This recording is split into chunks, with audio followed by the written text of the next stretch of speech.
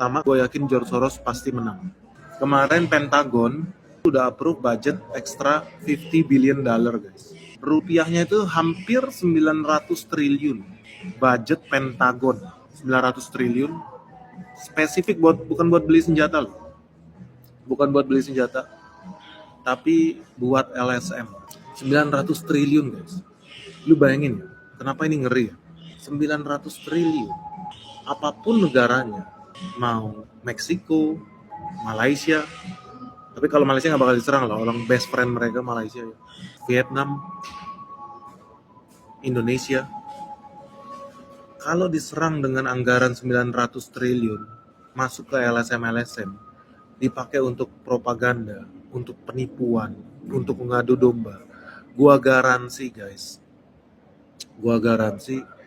negara manapun kalah guys, gua garansi. Jadi buat teman-teman di luar sana, lu bakal kayak udah dari 2 bulan lalu gue bilang ya, Indonesia siap-siap bakal makin banyak kegiatan-kegiatan, hal-hal aneh terjadi.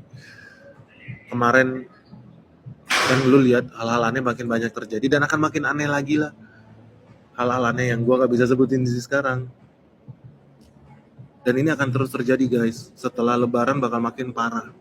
Lagi rame beberapa organisasi di Indonesia terdeteksi menerima dana dari Yayasan George Soros, meskipun beberapa orang bilang kalau ini cuma konspirasi yang dibesar-besarkan. Kalau menurutku ini justru bisa bahaya buat Indonesia ya. Loh kok bisa? Karena di beberapa negara yayasan milik George Soros ini udah dilarang buat beroperasi, dan jujur aku agak ngeri ketika ngelihat website dari salah satu yayasan di Indonesia yang disebut udah menerima dana asing lebih dari 100 miliar selama beberapa tahun terakhir, karena headline gambar-gambar yang dipakai menggambarkan orang-orang yang sedang demo, dan bahkan bakar-bakar di jalan, yang bikin aku bertanya-tanya sebenarnya apa tujuan utama dari organisasi ini, dan juga dana 100 miliar tadi digunakan untuk apa, karena nggak mungkin kan cuman buat bayar gaji pegawai yayasannya. Apalagi kalau kita lihat rekam jejak dari George Soros, Dajjal satu ini nggak segan-segan menyebabkan kekacauan di berbagai negara demi mengambil keuntungan, termasuk ketika menjadi biang kerok terjadinya krisis ekonomi dan kekacauan di Indonesia di tahun 98 lalu, yang menjadi salah satu lembaran kelam sejarah di negeri kita. Dan di saat sedang terjadi perang di mana-mana kayak sekarang, harga minyak melambung tinggi dan krisis ekonomi bisa terjadi sewaktu-waktu, ini bisa ditunggangin pihak luar untuk bikin protes besar-besaran yang berpotensi rusuh, karena jujur SDM kita masih gampang banget buat diprovokasi sih. Pertanyaannya, siapa yang untung kalau Indonesia kacau dan ekonominya hancur? Yang pasti bukan rakyat Indonesia, karena investor akan kabur keluar dan pengangguran meningkat drastis, tapi justru cukong-cukong kayak Soros yang bisa beli aset-aset di negara kita dengan harga murah ya. Aku sendiri bikin konten ini nggak ada maksud apa-apa, kecuali pengen Indonesia tetap aman dan damai, apalagi sekarang udah zamannya sosial media. Kalau kita nggak setuju sama beberapa kebijakan pemerintah atau oknum aparat, tinggal upload dan viralkan, dan ini jauh lebih efektif buat menjangkau jutaan orang dalam waktu singkat ya. Yang pasti kita jangan mudah dipecah belah, apalagi sampai rusuh, karena yang akan rugi justru kita sendiri, dan aku pribadi jujur masih pengen balik dan tinggal di Indonesia, Dul.